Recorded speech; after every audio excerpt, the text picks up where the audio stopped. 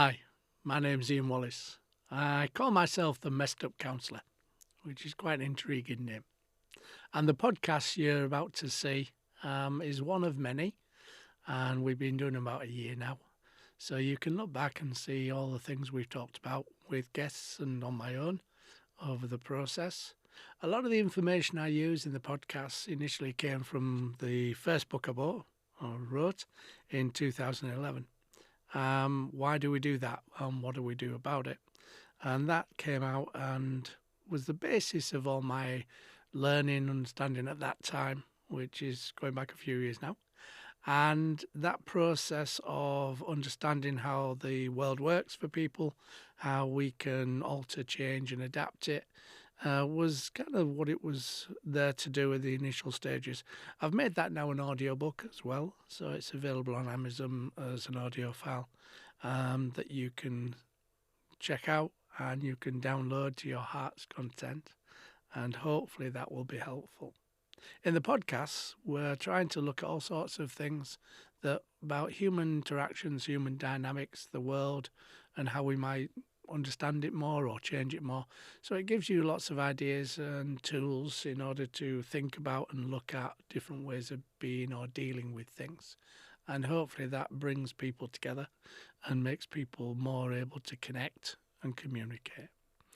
Lots of topics. If you ever want to connect to me, just obviously drop me a comment on the podcast and I shall try as much as possible to reply. And if you've got any ideas of things that we might want to use on the podcasts, then please let me know. My name's Ian Wallace. Thanks for looking and thanks for listening. Hi, and welcome to another podcast from Ian Wallace, the Messed Up Counsellor. I was in the counselling room this week and I was having a conversation with a client. And the client was trans. And the conversation that we had, I thought might be an interesting one to bring to a podcast. And what the client was saying that about gender and gender definition, defining what gender we are. And they were asking me whether I thought it was a help or a hindrance. And it raised an interesting conversation with the client. And we kind of talked about the definition of gender and where that starts from. And obviously that starts from birth for most people. And what would happen and what does happen when somebody is born with genitalia that doesn't define either male or female. Hemophiliac, I think they call it. Might be wrong there. Don't quote me on it. I'm not good with words. And that definition of who we are usually is made by some medical practitioner to say it is you or you, whichever that is. And then we looked at that process of being defined who we are by somebody else.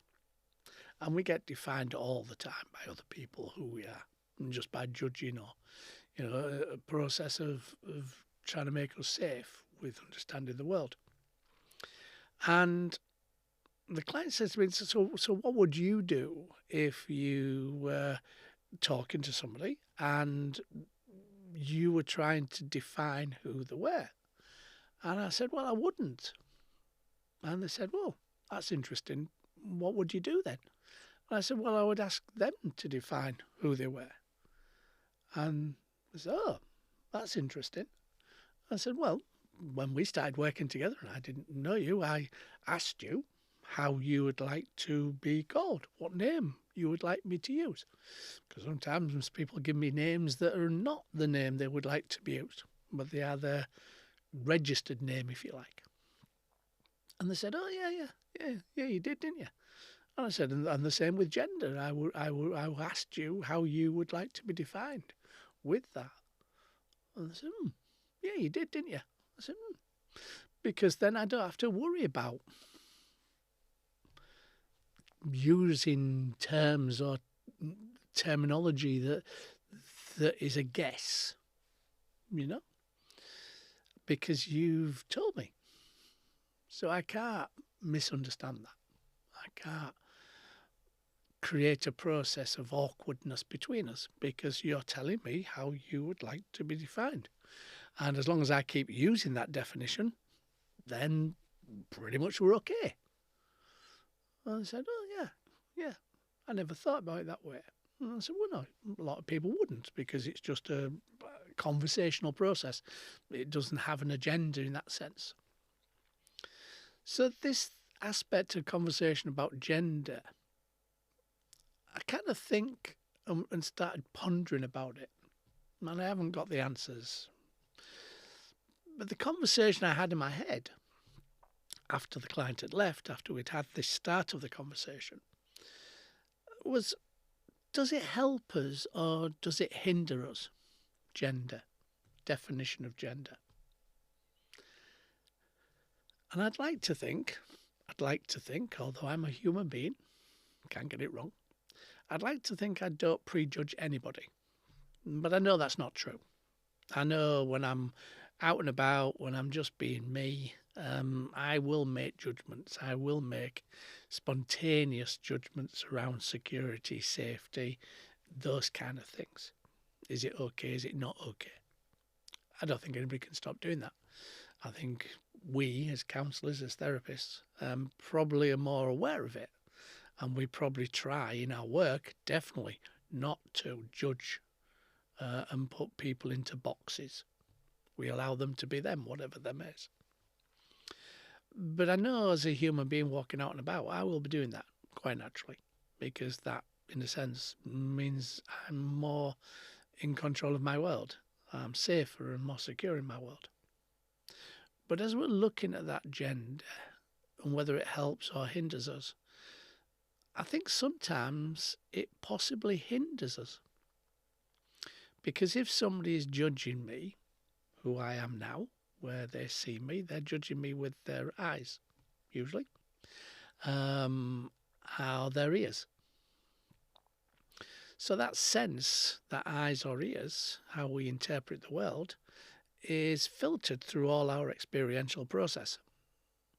So if, for example, somebody had gone through a situation with somebody that was negative and they had a beard, like this, then the beard might get in the way of that process.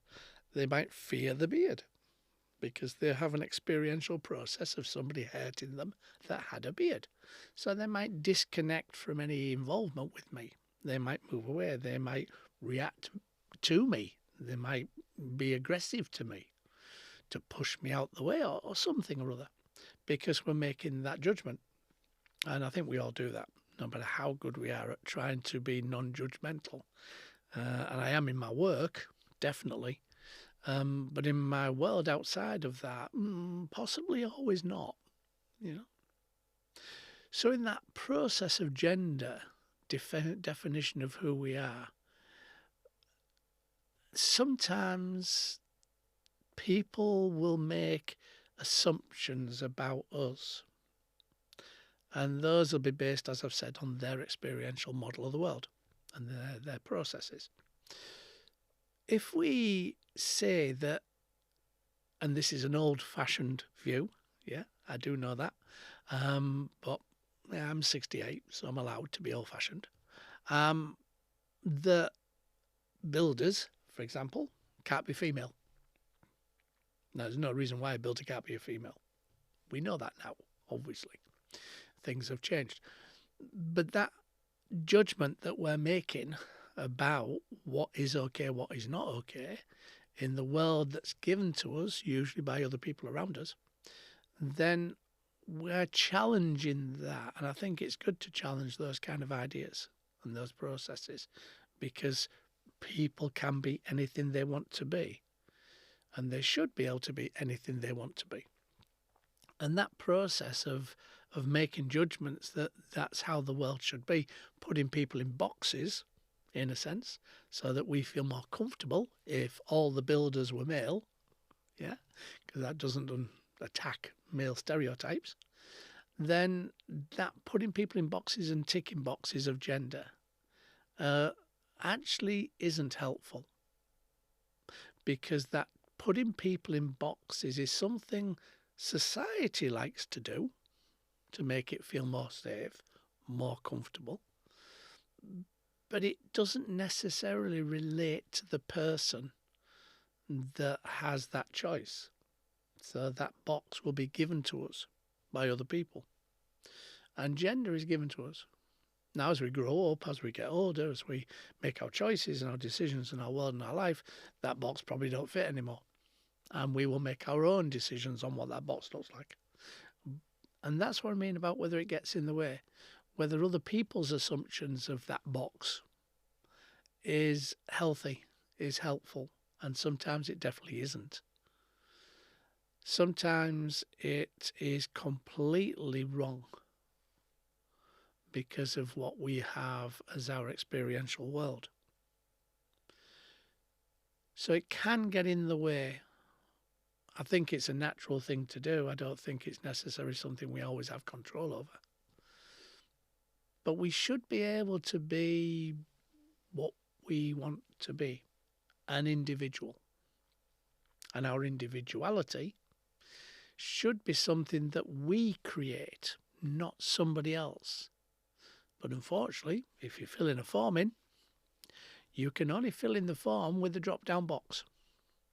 So somebody else, software developer or whoever put this form together, they gave us the boxes. And we can only fit into one of the boxes. That's not helpful, because it doesn't allow us to be the individual. It doesn't allow us to be us, because we have to choose which box we go in. And that's not going to be us fully. It might be, but it might not be. And how much better, more relaxed, more free if we didn't have the box.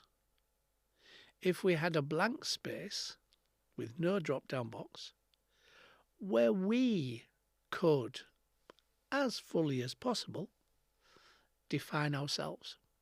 And that might change. That might change over our lives. That might change over a period of time. We may no longer feel comfortable in that box. We might want to be in a different box. We want to make our own box, as I've said. So that box aspect of us in society feeling more comfortable if somebody's in a box we understand is down to us being comfortable. It's not down to the person. It's not down to the individual. The individual is the one who should define themselves. Now, okay, there are certain things when we are born, we probably don't have that power, that control, that process or that way of experiencing that. So we're given that gender title or gender process. But as we grow up, as we develop, as we become, and we make our own choices in this world and our own decisions for ourselves, then there's a process that we need to feel comfortable. And that process means that we should determine that. I don't know where I'm going with this. I think it's an opening conversational topic. I don't think it has a conclusion. It has my conclusion for me. It doesn't necessarily have a conclusion for you out there. That's your own process and your own title, your own defining descriptive process. But the more you can be allowed by society and by people around you to be you, whatever you is, as long as it's, in my world, respectful of others and valuing of others and doesn't abuse anybody. But the kind of process in the therapy world about misnaming people's gender, title, process, I always say to my colleagues, just ask. Just ask. Why do we have to define anything with our clients? Just ask. My name, second name, is Patrick. So I could have Patrick, I could have Pat, I could have Rick, I could have any combination of that. But instead of you guessing what I want to be called and what I feel comfortable with, just ask. So simple. But we don't, generally speaking. We assume. We put people into boxes. But if we just ask, they have that freedom, that process of being the individual. Well, I want to be called Rick. Radio Rick. Then something might happen 3 sessions down the line. And they may say, actually, I prefer Pat. Okay, Pat. We can ask them the question. And as long as they're able to freely say what they want, then we just follow their lead. Don't get worried or concerned about any process of misinformation, misconnection, being awkward with it, being uncomfortable with it. Just ask. And I can be whoever I want to be. I can be Pat, I can be Rick, I can be Patrick. It's up to me, not up to any of you. So if you ask that question, how would you like me to define that? How would you like me to name that? How would you like me to introduce that? That's working with the person. That's not making any assumptions. And if we can do that, ongoing, I don't know, I think the world would be a better place. I know society feels better with people in boxes. I know it does, which is why we have the drop-down box, why we have the titles, why we have the 4 names, Mr., Miss, Mrs., whatever. That doesn't fit everybody. Makes society feel more comfortable, more secure, more safe, because they know where they are. But it actually doesn't respect us, doesn't value us. So if you can ask, let them define how they want to be defined. And then it's so much simpler. As long as you remember how they want to be defined. And if they choose it, they can change it. They can alter it. They can redefine it. Long time ago, in a galaxy far, far, far away. I'll probably get sued for that. I grew up, and in those days, a long time ago, you might not remember Parkers. If you remember Parkers, they're kind of an overcoat that was green with usually a fair hood. And they used to have Parkers that had a different bottom edging.